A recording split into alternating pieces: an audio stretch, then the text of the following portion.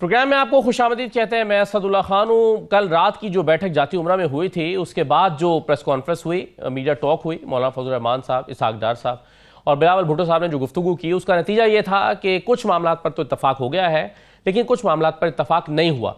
अब शुनीद ये है कि जजेस की मुद्दत मुलाजमत की उम्र बढ़ाने या उनके रिटायरमेंट की उम्र बढ़ाने पर इत्तफाक नहीं हो सका, यानी काजी फैसल साहब के एक्सटेंशन दूसरे मानों में, और जो ख़ास तौर पर कॉन्स्टिट्यूशनल कोर्ट्स के क़याम का मामला है उस पर इत्तफाक राय नहीं हो सका, और आइनी बेंच पर इत्तफाक करना पड़ रहा है शायद नून लीग को, या अगर इत्तफाक हुआ तो इस बात पर होगा।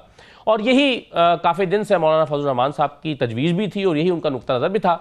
और पिछले 3 दिन में 3 मरतबा जब भी मौलाना फजल रहमान मीडिया के सामने आया, उन्होंने यही कहा है कि वो मुसव्वदा ना मुझे तब कबूल था, ना आज कबूल है, ना कल कबूल होगा, ये तो नया मुसव्वदा है जिस पर हम बात कर रहे हैं। और ख्याल ये किया जा रहा है कि इस नए मुसव्वदे की कुछ चीज़ों पर तो तहरीक इंसाफ को भी इत्तफाक हो सकता है, कुछ आईनी इस्लाहात के मामले पर। आज इरफान सिद्दीकी साहब ने कहा कि कल सेनेट में पेश कर दी जाएंगी। सेनेट में नंबर मौलाना फजल रहमान साहब को शामिल करके भी पूरा नहीं था, 2 मेंबर्स कम थे, लेकिन खबरें यह हैं कि नंबर किसी न किसी तरह हुकूमत ने हासिल कर लिया है। अब ये नंबर सेनेट में कैसे पूरा हुआ है, डॉक्टर जरका के बारे में बहुत सारी खबरें चल रही थी कि वो शायद हुकूमती कैंप में चली गई हैं। कल उनका एक वीडियो बयान भी आया जिसमें वो खासी परेशान दिखाई दे रही थी, लेकिन कौमी असम्बली में बहरहाल जो है वो नंबर पूरा नहीं है। मौलाना फजल रहमान नहीं मानते तो किसी सूरत पूरा नहीं हो रहा, मानते हैं तो भी तहरीक इंसाफ के कुछ लोगों को के वोट दरकार होंगे। तो आईनी तरमीम होने जा रही है या नहीं होने जा रही, इरशाद भट्टी साहब मेरे साथ मौजूद है, सीनियर तजज़ियाकार हैं। बहुत शुक्रिया इरशाद भट्टी साहब, खुशामदीद कहते हैं आपको। वैसे उमैन न्याजी साहब हमारे साथ मौजूद हैं, MNA हैं, तहरीक इंसाफ के रहनुमा। बहुत शुक्रिया उमैन न्याजी साहब, खुशामदीद। कादिर मंदोखेल साहब हमें ज्वाइन करें, पीपल्स पार्टी के रहनुमा। इरशाद भट्टी साहब, आईनी तरमीम होने जा रही है, नंबर पूरा हो गया है या नहीं हुआ? क्या हम रोज़ वैसे तो खबरें सुनते हैं आज पूरा हो गया है, कल कहते हैं पूरा नहीं हुआ? नहीं, अभी तक तो आईनी तरमीम तो होने जा रही है, लेकिन अभी तक जैसे ना मुसव्वदा कोई हतमी है, वैसे ही नंबर गेम भी नहीं हुकूमत पूरी कर पा रही अभी तक, इस वक्त तक। अगर अगर मौलाना साहब मान भी जाएं तो फिर भी 2 MNA और 1-2 सेनेटर्स के कमी है। तो इस हवाले से बाकी इस हवाले से क्वेश्चन जारी है। प्लान ए है कि मौलाना मान जाएं, प्लान बी है लोटा क्रेसी। तो इस हवाले से तो दूसरा जो है कि क्या हुकूमत नंबर गेम पूरी कर लेगी? लगता है कर लेगी। जिस तरह वो बुखलाई हुई है, जिस तरह डिप्रेशन में है, जिस तरह की एक्टिव कार्रवाइयाँ हो रही हैं, मुझे लग रहा है कर लेगी। और मैं तो आज कल बड़ा शिद्दत से सोच रहा हूँ कि काश इस महदूद मुद्दत के लिए MNA या सेनेटर होता, ज़मीर की आवाज़ पे लब्बैक कहता, मौसम मरी का सहूलियात इस्लामाबाद की 7 स्टार ज़िंदगी, और फिर मुझे ये गारंटी भी मिलती कि तू वोट दे दे पार्टी के ख़िलाफ़, फिर D सीट हो जाए और फिर तुझे दोबारा मुंतखब करा दिया जाएगा। तो और फिर अभी असद कैसर 1 अरब के करीब पहुंचा दिया उन्होंने रेट, असद कैसर साहब ने। 1 अरब से अगर कोई 2-4 रुपए नीचे भी हों तो कोई कोई एतराज़ नहीं, नहीं कोई क्या एतराज़ हो सकता, थोड़ा बहुत तो आप निगोशिएट करने के लिए तैयार हो। हाँ, यानी 500 थल्ले दे दें, कोई हर्ज नहीं। और दूसरी बात है ज़मीर की आवाज़ पे है ना। हाँ, मुतमईन भी है। हाँ, ये हालांकि मरियम नवाज साहबा ने कहा था कि लोटों की असल जगह बाथरूम है, तो मतलब ये कि आप बाथरूम में इकट्ठे हो रहे हैं। ये आप इशारा वैसे भट्टी साहब ये कर रहे हैं कि तहरीक इंसाफ के कुछ लोग ये भी कर सकते हैं कि अपना रेट ले लें और कहें कि मुझ पर दबाव बहुत था, देखें जी मेरे फैमिली मेंबर पर दबाव था, मेरे फैमिली पर दबाव था, और पैसे पकड़ लें और ये फेस सेविंग के लिए कह दें कि दबाव था, क्या करता? ये भी हो सकता है सर। ये वो दौर चल रहा है जिसमें फेस सेविंग कोई नहीं है। ये दौर है यस या नो का। अच्छा। आर या पार, साथ खड़े हैं या मुखालिफ खड़े हैं, इधर हैं या उधर हैं। ये वक्त बड़ा बेरहम होता है। हम भूल जाते हैं, हुकूमतें हवा के घोड़े पे होती हैं, वो भूल जाते हैं कि वो क्या कर रही हैं, और फिर ये वैसे ही पलट के आता है। ये ज़हन में रखिएगा, मैं और आप इधर बैठे होंगे, इनके साथ ये डबल हो रहा होगा जो आज इन्होंने किया है, और उस वक्त ये चीख रहे होंगे, पुकार रहे होंगे कि लुटे गए, जमहूरियत भी लुटी गई, ऐसी भी लुटे गए।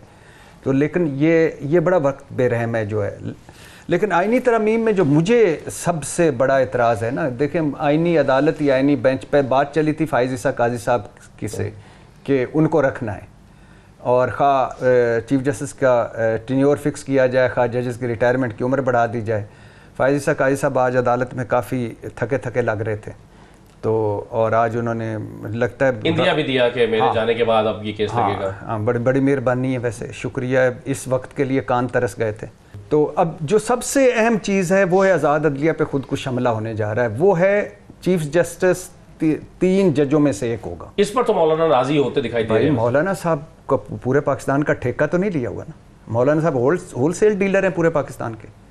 मेरी भी राय है, आपकी भी राय है, ये वो पॉइंट है जिस पे पूरे मुल्क को कहना चाहिए कि नाकाबिले कबूल है।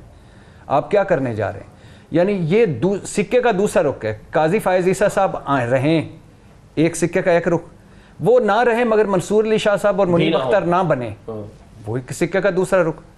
तो मतलब ये है कि आप मनपसंद जजेस लाना चाहते हैं, मनपसंद अदालतें बनाना चाहते हैं, मनपसंद फैसले लेना चाहते हैं। चोर की दाढ़ी तिनकों से भरी हुई है, इलेक्शन डाके का खतरा है, आगे जो केस हैं वो आप चाहते हैं कि वो उसका हमारी मन के पसंद के फैसले हैं, इस पे नहीं होगा। और एक सिकंदर सुल्तान राजा, तीनों किंग हैं, सिकंदर सुल्तान राजा। आज उन्होंने एक इजलास भी किया और कल जो इजलास होने जा रहा है उसमें लगता यह है कि वो हतमी होगा और मखसूस नशस्तों का फैसला करके इलेक्शन नहीं, अभी रहने दें, अभी रहने दें, क़यामत से कुछ 4 दिन पहले इंशाल्लाह हो जाने, या ये असेंबली खत्म हो जाए ना तो फिर कर लेंगे, कोई बात नहीं। मखसूस नशिस्तें हैं ना, कौन सी सादा नशिस्तें नहीं, लेकिन जितनी ज़रूरत इस वक्त है मखसूस नशस्तों की, हुकूमती इत्तेहाद को नहीं, वो हुकूमत को होगी, आपको होगी, मुझे होगी, उनको इजलास जारी रखने दें। तो नंबर 1 सिकंदर सुल्तान राजा साहब की एक्सटेंशन नहीं होनी चाहिए। नंबर 2 चीफ जस्टिस सीनियर जज होना चाहिए, कोई उनमें टॉप 3 में नहीं होना चाहिए। जिस तरह जस्टिस आलिया नीलम बली हैं, ये नहीं होना चाहिए। ये है वो आज़ाद अदलिया पे हमला, सुप्रीम कोर्ट पे हमला, आइन के बुनियाद। और फिर दूसरी बात है, पार्लियामेंट और हुकूमत का कोई अमल दखल नहीं होना चाहिए जज लगाने में, जज मॉनिटरिंग करने में। नहीं, इनका काम ही कोई नहीं। सही है, बिल्कुल सही है। इसमें मैंने सब अगर मौलाना फजल रहमान इस बात पर मुत्तफिक हो जाते हैं, वैसे तो खैर उन्होंने कहा था कि मैं इस पर डिस्कशन होनी चाहिए, पब्लिक होना चाहिए ये, लेकिन अभी तक हुआ नहीं है। अगर कल सेनेट में आ रहा है जो कि खबरें चल रही हैं, तो इस बात पर तहरीक इंसाफ इत्तफाक कर सकती है कि ठीक है, एक जजेस की अपॉइंटमेंट के या चीफ जस्टिस की अपॉइंटमेंट के तरीक़ेकार में तब्दीली कर लें और पैनल एक आए, उस पैनल से एक को चीफ जस्टिस लगा दिया जाए। हाँ जी। और आपकी अंडरस्टैंडिंग क्या है, मौलाना ये करने जा रहे हैं? देखिए, मौलाना साहब के अगर आप कल की रीडिंग देखें ना, जो ओवरऑल जो इन्हें आईनी पैकेज दिया गया था, उस पैकेज किधर है, किधर से बात शुरू हुई थी, आईनी अदालत से, जजेस की एज बढ़ाने से, वो किधर गया सारा मामला। तो जिन्होंने इन्हें टारगेट दिया था ये सब कुछ अचीव करने के लिए, वो तो अचीव हो नहीं रहा। तो मैं इसे इस तरह से देखता हूँ कि आने वाले एक आधे दिन में नून लीग पीपल्स पार्टी को किसी तरह से वापस अपनी पोजीशन पे खींचेगी। नून लीग पीपल्स पार्टी को नहीं, उसी मुसव्वदे के साथ दोबारा फेडरल कॉन्स्टिट्यूशन, क्योंकि इन्हें लेकिन आज खबरें ये भी है कि मौलाना बिलावल साहब ने क्या दिया है नवाज शरीफ को कि मैंने मौलाना को जुबान दे दी, तो फिर इनके लिए प्रॉब्लम बनेगा। फिर नून लीग को इस सारी चीज़ से हासिल क्या हो रहा है? सर ये जो चीफ जस्टिस 3 सीनियर में से बना हासिल हो गया नहीं, मगर वो भी इनका मसला हल नहीं करेगा। देखिए, ये फर्द वाहिद पे इन्हिसार कर रहे हैं, इनकी रिक्वायरमेंट एक ही है। इससे अगर अपनी मर्जी का जज आ जाता है और एग्जीक्यूटिव उसको अपॉइंट कर दिया है तो उसको करने में, अगर वो ये नहीं है, ए नहीं है तो बी हो जाएगा, तो बी। अच्छा देखें, उसमें भी कर लें तो तरीके इंसाफ तो उस चीज़ के साथ नहीं खड़ी ना। हम तो आर्टिकल 175A और अल जहाद ट्रस्ट केस की जो इंटरप्रिटेशन है, हम उसके साथ हैं। देखिए, इंडिपेंडेंस ऑफ जुडिशरी का प्रिंसिपल डीपली इनग्रेन्ड है हमारे कॉन्स्टिट्यूशन में। हमारे कॉन्स्टिट्यूशन की अंदर इन बिल्ड लिमिटेशंस हैं, उनको तो बाला ताक नहीं किया जा सकता। उनसे मुतसादिम आप आइन में तरमीम तो नहीं कर सकते। आप उसकी कोशिश भी करेंगे तो यही अदलिया उसको सेटिसाइड कर देगी। और ये चीज़ आपने 18वीं तरमीम के मामले में और 21वीं तरमीम के मामले में देखा है कि आईनी तरमीम भी रिव्यू हो सकती है, उसको सुप्रीम कोर्ट देख सकती है। तो ये अभी इतना आसान नहीं काम, जिस तरह से भी घूम के आएंगे इनका इससे मसला हल नहीं होगा। और दूसरा, हम अपनी डिबेट को लिमिट करें खाली जजेस की हद तक। देखें, इनका इस तरह भी ऑब्जेक्टिव नहीं अचीव होता। ये इलेक्शन कमीशन से रिलेटेड प्रोविजंस में भी छेड़छाड़ करना चाह रहे हैं। ये चाह रहे हैं कि इलेक्शन कमीशन में जब तक नई अपॉइंटमेंट ना हो तो जो मौजूदा है वो कंटिन्यू करें।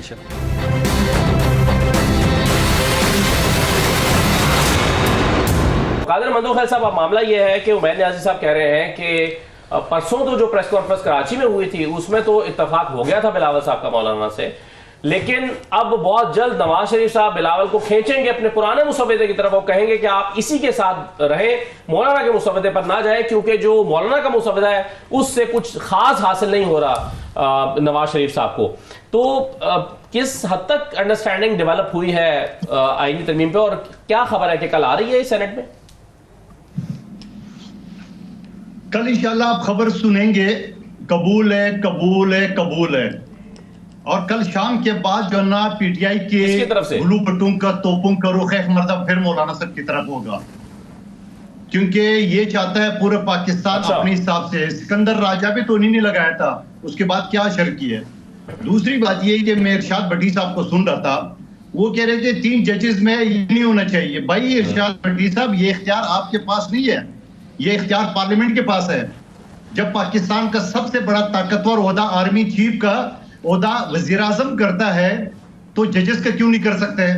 और फिर जब आज तक जो जजेस अपॉइंट होते रहे, उमेर न्याजी साहब वकील अच्छी तरह जाते हैं, ये चाचे मामे बांजे भतीजे चैम्बर के लोगों को भर्ती करते थे, एक फर्द वाहिद सूबे का चीफ जस्टिस नाम भेजते थे और फिर जाके वो रबड़ स्टैम्प कमेटी जो है ना पार्लियामेंट की, उस पर स्टैम्प लगाता था। ये उस वक्त इफ्तिखार चौधरी ने ब्लैकमेल किया था 18वीं तरमीम के जरिए। मैं 18वीं तरमीम उड़ा दूंगा अगर ये जजेस का अपॉइंटमेंट मेरे हाथ में नहीं दे। मंदोखेल साहब, जो इरशाद भट्टी साहब का बुनियादी नुकता है कि आप एग्जेक्टिव को इख्तियार दे दें कि वो जजेस को अपॉइंट करें, यहां तो फिर तो मर्जी के जजेस आने लगेंगे ना, मसला तो फिर भी हल नहीं होगा।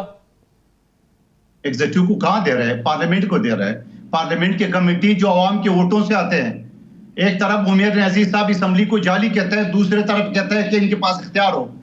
एक तरफ ये बात करते हैं कि पार्लियामेंट जो है ना वो जाली है, दूसरी तरफ पार्लियामेंट लॉजेस के डीए कमेटी उनके मजे ले रहे हैं, जहाज की टिकट ले रहे हैं, वो वहां पे कोई उसको पार्लियामेंट जाली नजर नहीं आता है।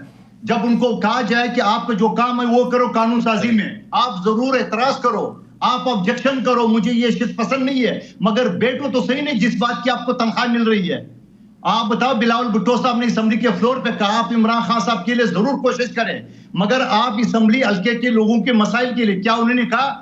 जब बिलावल भुट्टो साहब ने कहा हम बात करेंगे पीटीआई से, तो अली मोहम्मद खान साहब ने अगले दिन बोला जब इमरान खान रिहा होगा तब हम बात करेंगे। तो आप फिर छोड़ देना ये सारे लॉजेस मजे, सारे डीए छोड़ देना, फिर बैठ जाओ साइड पे। बिल्कुल ठीक है, बिल्कुल सही है। वैसे उमैर न्याजी साहब, चले मैं भट्टी साहब की तरफ आता हूं, इजाजत दीजिएगा मुझे। भट्टी साहब, आपकी सारी गुफ्तगू को एक दलील के साथ रद्द कर रहे हैं मंदोखेल साहब। वो कहते हैं जी पार्लियामेंट का इख्तियार है कि वो जो चाहे बेहतर कानून साजी करे, आप उसका ये इख्तियार कैसे छीन सकते हैं? देखिए मंदोखेल साहब, पहली बात तो ये है कि मैं चलो ये बहस छोड़ देता हूँ कि ये हमारी पार्लियामेंट है कि नहीं है, या असल मैंडेट वाली पार्लियामेंट है कि नहीं है, फॉर्म 45 वाली पार्लियामेंट है कि नहीं है, इलेक्शन डाका मारा गया है कि नहीं मारा गया, और ये पीपल्स पार्टी, ये मुस्लिम लीग नून, ये मौलाना साहब, मुझे हैरानगी है कि ये मखसूस नशिस्तें लेने पहुँच गए। ये सारी बहस छोड़ देते हैं। लेकिन पहली बात तो मंदोखेल साहब को ये मैं बताऊं कि हम हैं पार्लियामेंट, जो आवाम है, हम वोट देते हैं आपको तो आप पार्लियामेंट में पहुंचते हैं, लिहाजा हमारी जो बातें हैं उनको तहम्मुल से सुना करें, सब्र से सुना करें। हम भी पार्लियामेंट हैं, हम आपको भिजवाते हैं वहाँ जाके आप कोई एलीट क्लास या कोई और तरह के लोग नहीं बन जाते। आप हम में आते हैं, हम कभी जो पीपल्स पार्टी को कोई वोट देता है, कोई नून को, कोई तहरीक इंसाफ को, आप असम्बली में जाते हैं। लेकिन मंदोखेल साहब, मुझे ये बताइए कि आज़ादी इजहार राय हर बंदे का बुनियादी हक है, लेकिन मैं अगर आप पे इल्ज़ाम लगा दूं कि आपने वो जो शराब की 2 बोतलों का जिक्र किया वो आपने पी थी, तो क्या आप कहेंगे कि ये आपका बुनियादी हक है? आप मुझे अदालत ले जाएंगे कि नहीं ले जाएंगे? कहेंगे आप झूठ बोल रहे हैं, मैं ऐसा नहीं हूँ। तो मादर पिदर आज़ादी इजहार हक राय का हक नहीं है, मैं इज्तिजाज बुनियादी हक है। और मैं मंदोखेल साहब के सामने वाली सड़क पे दरमियान में बैठ जाऊँ और ट्रैफिक रोक दूँ, मंदोखेल साहब पसंद फरमाएंगे कि ये इज्तिजाज का बुनियादी हक है? ये जो मंदोखेल साहब नाम ले रहे हैं, जस्टिस खोसा साहब, गुलजार साहब, साकिब निसार साहब, ये इनका कसूर क्या है? इनका कसूर ये गिन रहे हैं कि ये जुडिशल एक्टिविज्म कर रहे थे, अपनी हदूद से बढ़ रहे थे। तो ये अब पार्लियामेंट का हक है कि कानून साजी और तरामीम करे, लेकिन आज पार्लियामेंट अगर ये कह दे कि आज से औरतों का वोट ख़त्म, तो मैं मान जाऊँगा। आज पार्लियामेंट अगर ये कह दे कि शहबाज शरीफ ताहियात वज़ीर आज़म, मैं मान जाऊँगा। आज पार्लियामेंट ये कह दे कि मंदोखेल साहब आइंदा इलेक्शन नहीं लड़ेंगे, स्पीकर हैं ताहियात, मैं मान जाऊँगा। इस मुल्क के 3 सतून हैं, हुकूमत, पार्लियामेंट, अदलिया। आप कैसे, हमारे आइन के प्रेम्बल में लिखा हुआ, इब्तदाइये में लिखा हुआ आज़ाद अदलिया, आप कैसे ये तय कर सकते हैं कि जुडिशल कमीशन में भी आपके लोग हों? और आप कैसे ये तय कर सकते हैं कि पार्लियामेंट जो है वो आज़ाद अदलिया के ऊपर बैठे? अगर आज सुप्रीम कोर्ट ये कर ले कि आइंदा से स्पीकर के 3 नाम भेजा करो, हम मुंतखब करेंगे, आइंदा से वज़ीर आज़म हम मुंतखब करेंगे, तो आप मान जाएंगे? फिर दूसरी बात यह है भाईजान कि आपने जो जितनी भी कानून साजियाँ इस हुकूमत में आके की हैं वो सारी ज़ाती मफादात पर मबनी थी। पहला नैब तरामीम आर्डीनेंस क्यों आया? इमरान खान को 40 दिन आपने रिमांड भुगताना था, पहले 14 दिन था, और ये रोते रहे कि ये काला कानून है, फिर आके बदल दिया। इलेक्शन एक्ट तरमीमी आर्डिनेंस क्यों आया? क्योंकि आपने धांधली तहकीकाती कमीशन का मक्कू ठपना था, आज़ाद जजेस और रिटायर्ड जजेस लगाने थे। इलेक्शन तरमीमी एक्ट सेकंड क्यों आया? क्योंकि मखसूस नशिस्तें सुप्रीम कोर्ट ने दे दी थी। फिर उसके बाद ये क्यों आया प्रैक्टिस एंड प्रोसीजर तरमीमी आर्डिनेंस? क्योंकि पहले फाइज ईसा काजी साहब को आपने नवाजा practice and procedure ordinance act लाकर और कहा कि वन मैन शो नहीं अच्छा, सुप्रीम कोर्ट में जमहूरियत होनी चाहिए। और जब जमहूरियत आई, जब मंसूर अली शाह साहब और मुनीब अख्तर एक पेज पे हुए, काजी फायज ईसा अकलियत में आए, तो आप फौरन भागे भागे गए और तरमीमी आर्डिनेंस ले आए। और उस दिन फायज ईसा काजी साहब को भी पसंद नहीं आया, वो जो कहते थे पार्लियामेंट की तौहीन आर्डिनेंस, उन्होंने भी कबूल कर लिया और कबूल करके निकाल के तो अगले अमीनुद्दीन साहब को ले लिया। तो भाईजान, आप कानून साजी करें, आपका हक है, पर आप करें, लेकिन वो कानून साजी ना करें कि जिससे आप दूसरों के ऊपर आ जाएं। वो कानून साजी ना करें जिससे आपको जाती मफादात। ये क्यों हो रहा है सारा कुछ? इसलिए हो रहा है कि इलेक्शन डाके का आपको ऑडिट ना हो जाए, इलेक्शन ऑडिट। क्यों? ये मुस्लिम लीग नून वाले, मंदोखिल साहब को शायद पता ना हो, मुस्लिम लीग नून वाले ऑफ द रिकॉर्ड क्या कहते हैं, फलां जज आएगा तो वो हमारा इलेक्शन ऑडिट। ख्वाजा आसिफ साहब ऑन द रिकॉर्ड, आइन मेल्ट डाउन हो जाएगा, इलेक्शन का ऑडिट हो जाए। भाई होने दो, आप तो खतरा ही कोई नहीं है, आपकी चोर की दाढ़ी में क्यों तिनका है? तो हम पार्लियामेंट को आपकी इज्जत देते हैं, हम आपकी इज्जत करते हैं, लेकिन आप भी तो वो करें जो आप करने आए हैं। सही है। मंदोखिल साहब कुछ मुख्तसरन कुछ कहना चाहेंगे, फिर मैं ऐसा की तरफ जाऊं। मैं जो वो कहते हैं ना हमारे कानून की जबान में कि इर्रेलेवेंट सारे जो मिसालें दी है, पार्लियामेंट जो है ना वो कोई पागल नहीं है जो इस तरह फैसले करे जिस तरह आप फरमा रहे हो। और पार्लियामेंट अगर फैसले करे, किसी सुप्रीम कोर्ट को इख्तियार नहीं है। भट्टी साहब आप उसको क्यों खामोश थे जब अमजद शहबाज को की हुकूमत को गिराने के लिए सदारती रेफरेंस आता है और इसी जजेस अपने मतलब का जो ना वो तशरीह निकाल लेते हैं। जज के पास कोई इख्तियार नहीं है मतलब की तशरीह निकालना। फिर आप जो तो कहते हैं ना कि हमारा जज आएगा ख्वाजा आसिफ, क्या इमरान खान साहब ने नहीं कहा कि अक्टूबर आने दो? क्या इमरान खान साहब ने इससे पहले नहीं कहा हमारा जस्टिस आने दो? ये रिकॉर्ड का हिस्सा है, आप उस वक्त क्यों खामोश थे? और फिर दूसरी बात, आप कहते हैं अम्मा अब आप जरूर हो। आपने ये जो पार्लियामेंट मेंबरान भेजे, उमेर न्याजी साहब बैठे, ये किसने भेजा आपने? अगर आपने इनको इख्तियार नहीं देना है, वो फैसला भी आपने चौक पे करना है, तो फिर इनको भेजने की क्या जरूरत थी? फिर आप फैसला कर देते ना उसको। जब आपने 8-10 लाख लोगों के नुमाइंदा पार्लियामेंट में जाता है तो उनको करने दो, वहां मिजाज और जिस तरफ भी होगा सारा होगा। फिर दूसरी बात जो आप बात कर रहे हो कि सारी पार्टी पहुंच गए, सारी पार्टी इस वजह से पहुंच गए कि आइन में लिखा हुआ है कि जो नुमाइंदा है उसमें तकसीम होगा। पीटीआई नाम की तो कोई पार्टी नहीं है। अभी भी आपके शो में जो ना वो सुनी एहतियात कौंसिल लिखा हुआ है एमएनए जो ना उमेर न्याजी साहब के साथ, पीटीआई कहाँ है? और फिर एक जज साहब जिसकी ख्वाहिश ये हो कि मेरे नीचे 2 जजेस जो ना उसने आवीन से तजावज कर दी है, उन 2 जजेस के बारे में कि उन्होंने 80 पीटीआई के लोगों को धमकी दी है, उनके तनकीद बर्दाश्त नहीं कर सका हो, अपने चीफ जस्टिस की कमेटी को मानता नहीं है। और फिर ये बताओ जस्टिस मुनीब अख्तर फिर सदर पाकिस्तान का ऑर्डिनेंस को मैं नहीं मानता, ये फरमाइशें तो हमने नहीं सुनी थी पहले। सवाल ये वक्त गुजर गया। भट्टी साहब बिल्कुल सुन ले गौर से, सर वो इसलिए नहीं निकाला उन्होंने, पीपल्स पार्टी ये जुडिशियल एक्टिविज्म है, ये नहीं होने देगी। सही है। और आपको पता है जस्टिस मुनीब अख्तर छोटे, बिल्कुल ठीक है। मंदोखिल साहब मुझे एक छोटा सा ब्रेक लेना है, लेकिन 2 वजाहतें मैं करता जाऊं। एक तो उमैर न्याजी साहब के नाम के आगे सुन्नी इत्तेहाद काउंसिल लिखा हुआ है, वो इसलिए लिखा हुआ है क्योंकि वो इलेक्शन कमीशन की वेबसाइट पर ऑफिशियली सुन्नी इत्तेहाद काउंसिल के एमएनए है, इसलिए लिखा हुआ है। और दूसरी बात यह है कि जो आप फरमा रहे हैं कि जो पार्लियामेंट का इख्तियार है, मैं चलिए कुछ चीज़ें मैं ब्रेक ले लूँ, छोटा सा ब्रेक के बाद फिर मैं न्याजी साहब के सामने एक सवाल रख देता हूँ। दो जुमले सुनते जाइए। उन्होंने फरमाया कि क्यों इमरान खान कह रहे थे कि मंसूर अली शाह आएंगे और इलेक्शन ऑडिट होगा। मुस्लिम लीग क्यों कह रही थी कि काजी फायज ईसा आएंगे तो नवाज शरीफ वापस आएगा? तो फिर मैं क्या करूं, वो भी इसको करूं। और 68-3 मंदोखिल साहब अगर कहते हैं कि उमर अता बंदियाल ने फैसला दिया था कि हमजा शहबाज ना बने, परवेज लाई बन जाए, तो फिर ये भी मानना पड़ेगा कि इसलिए लोटा क्रेसी जायज़ करार दी कि अब हुकूमत आईनी तरमीम मंजूर करवा ले। आधा सच ना बोलें, पूरा सच बोलें। चलिए जी, पूरा सच बोलें। एक छोटा सा ब्रेक लेते हैं, ब्रेक के बाद वापस आते हैं।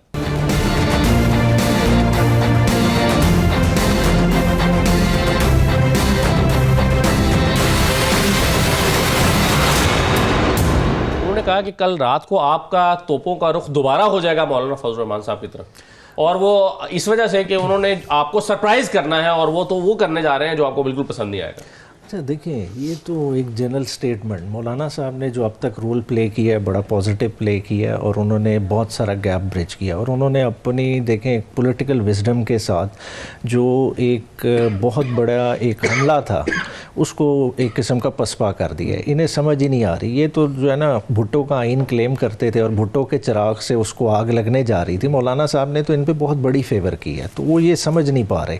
तो और मैं अब भी समझता हूँ मौलाना साहब ने जो लाइन ली है वो इन्हें काबिल कबूल नहीं होगी और इन्हें रिवर्ट बैक करना पड़ेगा। इन्हें रिवर्ट बैक क्यों करना पड़ेगा? क्योंकि इनकी मजबूरी है, जिन्होंने इस जगह पे इन्हें बिठाया है इन्होंने उनको सर्व करना है, इन्होंने उन्हें पूरी ड्यूटी देनी है। ये इस चीज़ को भूल चुके हैं। ये चाहते हैं कि इस मुल्क में मुकम्मल तौर पे आमरीत हो और आमरीत को परवान चढ़ाने के लिए हर कदम तक जाएंगे और ये उसी तनाजुर में ला रहे हैं। देखिए, बात करते हैं पार्लियामेंट का इख्तियार, तो पार्लियामेंट के इख्तियार को तो कोई डिनाई नहीं कर रहा, मगर बात है कि आप देखें आज़ाद अदलिया के कॉन्सेप्ट को किधर लेके जाएंगे। क्या आपकी सुप्रीम कोर्ट इस वक्त एक फुली फंक्शनल कॉन्स्टिट्यूशनल कोर्ट नहीं है? फैसले गलत होंगे जिस आप कह रहे हैं, बिल्कुल मुख्तलिफ फैसलों के हाईलाइट किया। दूसरा pillar of the state executive है, एग्जेक्टिव के कितने फैसले गलत होते हैं, ठीक है। उसका ये मतलब है कि हम पाकिस्तान में जमहूरियत ख़त्म कर दें और आमरीत वालों को सारा हवाला दे दें कि जी इजिप्ट मॉडल पे मुल्क को चलाएं। देखें खुदारा मुल्क है, 25 करोड़ का मुल्क है, इसे किसी तरफ चलाना है। इस तरह जज्बाती बहस से नहीं चलेगा कि आप बारियां बांट लें कि जी 1.5 साल शहबाज शरीफ करेगा उसके बाद हम करेंगे, ऐसे नहीं होगा। बात है मुल्क का मफाद देखना है। आज आम बंदे के घर में रोटी नहीं है, आम बंदा खुदकुशी पर मजबूर हो गया, उन इशूज़ पर देखना है। वो किसने देखना है? आप कह रहे हैं कि ये आवाम की ज़रूरत है, आवाम की ये ज़रूरत नहीं है। अगर आवाम की ये ज़रूरत होती तो आज आवाम सड़कों पे ना निकली हुई होती। सही है भट्टी साहब, अभी 6 दिन रह गए हैं 25 अक्टूबर के आने में और उसमें से भी मेरा ख्याल वर्किंग डेज तो 4 ही शायद होंगे, लेकिन नोटिफाई नहीं किया गया नए चीफ जस्टिस को, जो कि अभी तक के कानून के मुताबिक chief justice Mansoor Ali Shah chief justice बनने हैं। आपको क्या लग रहा है अगर मौलाना फजल रहमान साहब इसको 3, 4, 5 दिन और आगे ले जाते हैं इत्तफाक राय के नाम पर, और मीटिंग्स आज भी पीटीआई के साथ भी मीटिंग है, तो क्या इस बात का खदशा भी मौजूद है कि 26 तारीख को पाकिस्तान में कोई चीफ जस्टिस ही ना हो? नहीं, मुझे नहीं लगता। अच्छा, नहीं, मुझे नहीं लगता। 24 मैक्सिमम डेट होगी जिसमें ये नोटिफिकेशन होगा। कोई बात नहीं, काजी फायजी साहब का 3 महीने पहले होना था, शायद उस वजह से IMF ने कर्जा देना था, मैं उन्होंने शर्त रखी थी, या दूध और शहद की नहरें बहनी थी, तो वो हो गया। कोई बात नहीं, ये हो जाएगा, 24 को हो जाएगा, होगा। लेकिन हाँ, ये इसमें लगता है, एक मेरी राय है, वल्लाह आलम, मैं नीयतों के तो नहीं जानता, लेकिन मुझे लगता है कि चूँकि ये तरमीम जो लानी है, इसमें एक जो मेन है वो ये है कि 3 जजेस में से एक जज होगा चीफ जस्टिस। तो हो सकता है ये इनकी ख्वाहिश हो कि उससे पहले मंजूर करवा लें और फिर उसके मुताबिक जज चीफ जस्टिस बनाएं। तो ये तो हो सकता है, लेकिन ये नहीं हो सकता कि अगर उस वक्त तक ना मंजूर हों तो 24 को नोटिफिकेशन ना हो। सही है। और जिस अंदाज में नंबर पूरे हो रहे हैं, इस पर वैसे आपको कुछ थोड़ी सी रिजर्वेशन है, क्योंकि कामरान मुर्तज़ा साहब ने आज सेनेट में खड़े होकर ये कहा है कि भाई हम इत्तफाक राय से बातचीत के जरिए से हमारे वोट लें, आप जोर ज़बरदस्ती करके छापे मार के लोगों को उठा के घरों से इस तरह वोट ना लें।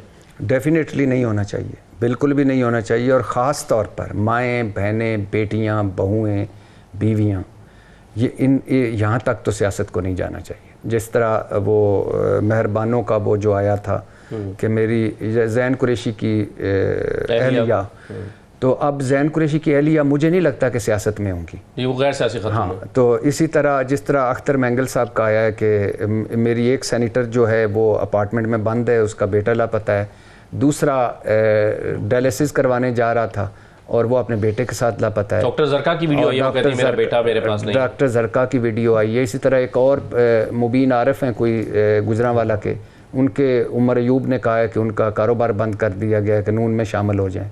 इसी तरह एक और मिकदाद अली खान का उन्होंने कहा है, मिकदाद अली खान, मैं उसको अकलदाद खान कह रहा था, मिकदाद अली खान साहब जो हैं वो एक जगह से दूसरी जगह जाते हुए वो चले गए। तो मेरा ख्याल है कि ये तो नहीं होना चाहिए। और अगर आप इस तरह करके आईनी तरमीम ले आएंगे, ये वक्त बड़ा बेरहम है। मैंने तो देखा है ना, इसमें थोड़ी सी इस तजर्बे में देखा है कि ये खड़ी रह जाती हैं चीज़ें। आज क्यों कहते हैं कि राना सनाउल्लाह पर झूठा मुकदमा कायम किया गया था, मरियम नवाज़ का दरवाज़ा तोड़ा गया था, RTS बिठाई गई थी, फ़लाँ किया गया था, फ़लाँ, तो सारा उसको 1000 से ज़रब दे के अब हो रहा है। देखें, बुनियादी इंसानी हकूक़ तक बात नहीं आनी चाहिए, चार दीवारी के तकद्दुस तक बात नहीं आनी चाहिए। आप सियासत करें, आप जो करना चाहते हैं वो करें, जो करना चाहते वो हो, लेकिन मुझे ये घर तक बात ना ले जाएं, ये किसी के फ़ायदे में। हम तो पहले ही नफ़रत और तकसीम में घिरे हुए हैं, ये बातें नहीं मिटती, ये दिल पे नक्श हो जाती हैं। और हमारे घर हर एक का एक जैसा होना चाहिए, उतना ही महफूज होना चाहिए। बिल्कुल सही है। मंदो खैर साहब, इस पर आप कमेंट करना चाहेंगे कि जिस तरह से पूरी तहरीक इंसाफ की उमर अयूब साहब दावा कर रहे हैं कि एक तो करोड़ों रुपए की बोलियां लगाई जा रही हैं, दूसरा फिर घरों में छापे मारना। कल जैसे कि मेहरबानो कुरैशी ने कहा कि उनकी भाभी को कुछ लोग उठाकर ले गए हैं गाड़ी में ज़बरदस्ती बिठाकर, फिर उस पर ख्वाजा साद रफ़ीक साहब ने भी अपने रद्दमल का या रिजर्वेशन का इजहार किया, फिर और भी लोगों के नाम आए। आज कामरान मुर्तज़ा साहब ने सेनेट में खड़े होकर कहा कि भाई इस तरह नंबर पूरे ना करें। तो इस तरह नंबर पूरे करने की हौसला शिकनी तो करेंगे ना आप मंदोखल साहब? देखिए, जो चीज गलत है उसको गलत ही कहूंगा, और जो अगर मेरे सूबे में मेरे अजीज साहब या हमारे इरशाद भट्टी साहब सिंध या बलूचिस्तान को मिसाल दे, मैं वादा करता हूं मैं फ्रंट पे आऊंगा और मैं खड़ा हूंगा उनके साथ। लेकिन ये भी नहीं बोलना चाहिए कि आपकी हुकूमत ने, पीटीआई ने अदी फरियाद तारकुल साहब को चांद रात पे रात 12 बजे अस्पताल से घसीट के जेल में डाला, जबकि जेल मैनुअल के तहत 6 बजे के बाद कोई सुप्रीम कोर्ट का जज भी ऑर्डर करे तब भी वो जेल नहीं खोलते हैं। वो हम नहीं कहते जो कल गलत हो आज रिपीट हो जाए। मैं तो कम से कम अपने 2 सूबों को जहां हमारी हुकूमत है, मैं आपको गारंटी करता हूं कोई एक केस हो तो आप मुझे फोन कर लो, मैं खड़ा हूंगा सामने। दूसरी बात ये कि उमर अजीज साहब ने जितनी बातें की सारी मफरूजे पे की है। वो जो रात की तारीकी में आ रहा था, भाई आपने देखा, पेश हुआ, नंबर 1 बात। फिर उसके बाद भुट्टो साहब का और पीपल्स पार्टी का मंशूर, भाई माँ में तो बड़े फख्र है कि आप हमारी बड़ों का नाम ले रहे। सर आप भी अपना तारीख बता दें कि आपके बड़ों ने कोई कारनामा किया हो। और फिर दूसरी बात ये, हमने किया हो तो आप बता दें। अभी तक मैंने नहीं देखा, आपको पता है रात की तारीकी में वो हो जाता तो आप बोल देते। जब हुआ ही नहीं है, जिसने भी रोका, मौलाना साहब ने रोका, हमने रोका। कि उस रात हफ्ते की रात को एक कोशिश तो की गई ना कि मुसव्वदा दिखाए बगैर अरकान को रात 11:30-12 बजे तक बिठा के रखा गया कि वोटिंग होनी है, और यही उन्हें कहा गया था वोटिंग होनी है। और फिर ख्वाजा आसिफ साहब ये कहते हुए बाहर निकले कि हमसे नंबर पूरा नहीं हो सका। उस दिन तरमीम की आईनी तरमीम पेश करने और पास कराने की तैयारी तो थी ना, अगर नंबर पूरा हो जाता तो बगैर मुसव्वदा पढ़ाए दिखाए। अभी मैं तो ये कहता हूं कि उस दिन ये तैयारी थी कि रेजोल्यूशन पास करना था, इमरान खान साहब को रिहा करने की, आप मानेंगे? अब जो चीज है ही नहीं, खामखा अपने सोच में बिठा ले कि ऐसा होगा, ऐसा तो कानून भी इजाजत नहीं देता है कि आपके जहन में एक चीज आ गए और आप उसके ऊपर जुर्म बन जाता है। जैसे 63A का जो तशरीह की है इन जजेस ने, बात ये है जो काम हो जाता तो आप तो फिर मंदोखल साहब जवाब पेश कर दें कि उस रात को 11:30-12 बजे वो इजलास किस एजेंडे पर बुलाया गया था, क्या उसका मकसद था छुट्टी वाले दिन? मेरे भाई, जब एजेंडे में था ही नहीं, आपने कैसे अज्यूम कर ली कि ऐसा पास होना था? एजेंडे में था असेंबली का, उमर अजीज साहब असेंबली का मेंबर है, बता दे। जब एजेंडे में कुछ चीज था ही नहीं, आप कह रहे वो आना था, फिर जमा होना था, फिर पास होना था, फिर इतने थे। यानी पहले आप कहते थे हमने मसौदा पढ़ा ही नहीं, बाद में आप कहते हैं उसमें। आपकी बात मान ली ना हम, मंदोखल साहब मान ली आपकी बात, क्या आईनी तरमीम उस दिन नहीं होनी थी, लेकिन फिर क्या होना था छुट्टी वाले दिन रात 11:30 बजे क्या होना था? फिर ये आपसे पूछ रहा हूं ना मैं, क्या खास बात थी? मैं एक चीज बताऊं, फिर वही मफरूजे पे सवाल करे। जब एक चीज हुआ ही नहीं है, एक चीज एजेंडे पे था ही नहीं है, सवाल ये जो चीज हुआ ही नहीं है आप मुझे सवाल पूछ रहे और जवाब मांग रहे। जब चीज है ही नहीं, कोई कम से कम एजेंडे पे आ जाता, फिर भी मैं आपको जवाब दे देता। एक चीज थी नहीं। थोड़ा सा ब्रेक ले रहा हूँ, फिर भट्टी साहब के पास जाता हूँ। पीटीआई ने कल फिर एहतजाज की कॉल दे दी है। अभी 4 तारीख को एक एहतजाज हुआ, वो पुरतशद्दुद मुजाहिरों में तब्दील हो गया।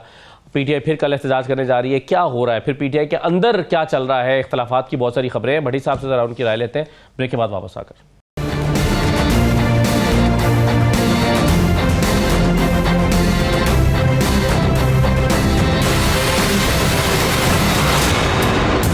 दोबारा आपको खुशामदीद कहते हैं। भट्टी साहब, तहरीक इंसाफ ने फिर कल एहतजाज की कॉल दी हुई है। आप पिछले दिनों भी बड़े मुजाहरे तहरीक इंसाफ ने किए हैं, आईनी तरमीम के लिए एहतजाज हो रहे हैं।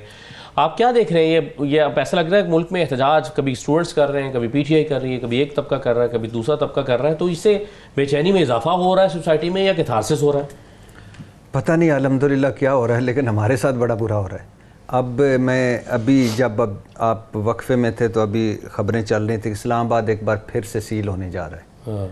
अल्हम्दुलिल्लाह एक है कि लाहौर से कोई पत्थर इस्लामाबाद की तरफ मारता है ना, तो मोटरवे बंद, सड़कें बंद, इंटरनेट बंद, कारोबार बंद।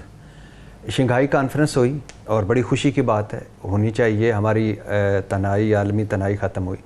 लेकिन शंघाई कॉन्फ्रेंस से 50 किलोमीटर दूर एक छोटी सी मार्केट का तंदूर भी बंद कर दिया गया। अब मुझे समझ नहीं आती कि ये दुनिया में जहाँ हमारा गैर मामूली हालात है, लेकिन मुझे समझ नहीं आती कि ख़ास एरिए के अलावा आपको बंद करने की ज़रूरत क्या है। पूरा इस्लामाबाद बंद, दूध वाले बंद, करियाना फरोश बंद, वो मेडिकल स्टोर उन्होंने खुले रखे, पता नहीं उनकी मेहरबानी है। तो ये अब कल PTI की मुझे एहतजाज की कोई समझ नहीं आ रही कि ये एहतजाज क्यों है। 2.25 साल से इन्होंने कहा है कि अपना वर्कर जो हमारा है ना कोई और काम ही ना करे। एहतजाज वो नहीं होता कि वो हमारे यहाँ लाहौर में होता है कि हर 10 मिनट बाद चलो फिर खाना शाना खा लीजिए। इन्होंने ਜਦੋਂ ਕੰਮ ਮੁੱਕ ਜਾਂਦਾ है तो कहते हैं कि एहतजाज हो सही। भाई अभी आईनी तरमीम आने दें, कोई मुसवदा सामने आने दें, उसमें कुछ ऐसा हो। अब कल का एहतजाज किस लिए, इसकी कोई समझ नहीं आ रही। हाँ, अगर आप कहते हैं कि इमरान खान के 3 अक्टूबर से पाबंदी लगी है मुलाकातों पर और ज़ाती मौले से नहीं मिला जा रहा, इसलिए कर रहे हैं, समझ आती है। इसके अलावा कल का एहतजाज मुझे कोई समझ नहीं आती कि उमैर साहब बैठे हुए ये बताएंगे कि इसमें क्या हिकमत है कल के। जी बताएं उमैर साहब। हाँ जी, बुनियादी तौर पे देखें 4 को एहतजाज की कॉल थी और ख़ान साहब ने वो एहतजाज की कॉल खुद दी थी और इसी अदलिया के दिफा के लिए दी थी कि अदलिया पे जो एक ऐवान हमला करने जा रहा है उसको जो है ना बैक देने के लिए कि हम उसका हिस्सा नहीं है, अपने इशू को हाईलाइट करने के लिए। वो किसी वजह से देखें कंटिन्यू नहीं हुआ। 5 और 6 आपने देखा कॉल ऑफ हो गया। जो 4 का एहतजाज नहीं, अभी अदलिया का क्या हो रहा है? अदलिया पे जो हमला हो रहा है तो सर उस हमले में तो आप अभी तक शामिल है ना, मुसवदा बना के अभी मौलाना साहब से मुलाकात यही तो कह रहे हैं कि उसमें ना शामिल हो। सारों को यही कन्विंस कर रहे हैं कि अपनी पोजीशन वाजे करें। कॉन्स्टिट्यूशनल अमेंडमेंट में पार्टिसिपेट करने का मतलब आप अदलिया पे हमला कर रहे हैं। एहतजाज क्यों कर रहे हैं कल? तो एहतजाज इसी हवाले से कर रहे हैं। और फिर आपको पता है 3 अक्टूबर ऑनवर्ड्स खान साहब से जो है ना हमारी कोई मुलाकात नहीं। इवन देखें आज इन्होंने कॉन्स्टिट्यूशनल कमेटी में पार्टिसिपेट किया, उधर भी उन्होंने बैरिस्टर गौर वगैरह ने यही बात की कि हम जो भी आप मुसवदा देंगे हम पहले इंस्ट्रक्शंस लेंगे चेयरमैन इमरान खान साहब से, क्योंकि कोई भी इस पोजीशन में नहीं है। आप ये नहीं समझते कि 3.25 साल से आपने अपने वर्कर को थका दिया है। हर बंदे पे 40-40 मुकदमे हैं, बीवियों बेटियों पे बातें आई हुई हैं, वो भागे फिर रहे हैं। और जो एहतजाज की कॉल देते हैं वो अल्हम्दुलिल्लाह कोई लंदन में बैठा हुआ है, कोई यूरोप में बैठा हुआ है, कोई अमेरिका में बैठा हुआ है, कोई पता नहीं किस जगह पे बैठा हुआ है। बिल्कुल ठीक कह रहे हैं। और दूसरी बात है बंदे ही को नहीं होता। आप आखिरी अली अमीन गंडापुर साहब जिस तरह चाइना चौक से पेशावर असम्बली गए थे, 3 बंदे पहुंच सकते हैं, स्पाइडरमैन, बैटमैन, सुपरमैन, ये 3 इस तरह पहुंच सकते हैं। तो आप अच्छा बंदे ही को नहीं, आपका लीडर कोई नहीं होता, आप क्या इस लोगों को कहना चाहते हैं, कितना मरवाना चाहते हैं? वो हिजान की कैफियत ज़रूर बनी कि जी क्राउड को आपने जो है ना एक हेल्पलेस पोजीशन में छोड़ दिया। मगर आप देखें ऑन द वन हैंड मेरा सारा मकसद नहीं समझ रहे आप। माशाल्लाह फील्ड के आदमी हैं आप, MNA हैं, मैं आपको क्या समझाना है? मैं सिर्फ ये समझा रहा हूँ कि अब मैं आपका वर्कर हूँ।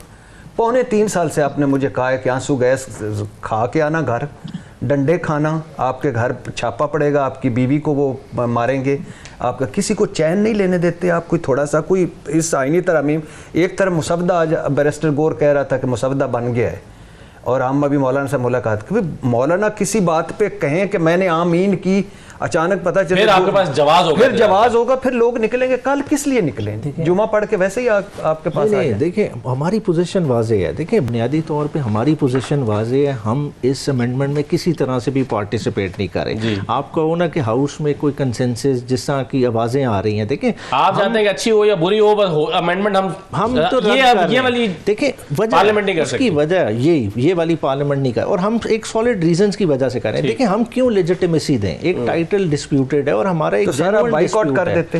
नहीं, आप क्यों कमेटियों में बैठते हैं?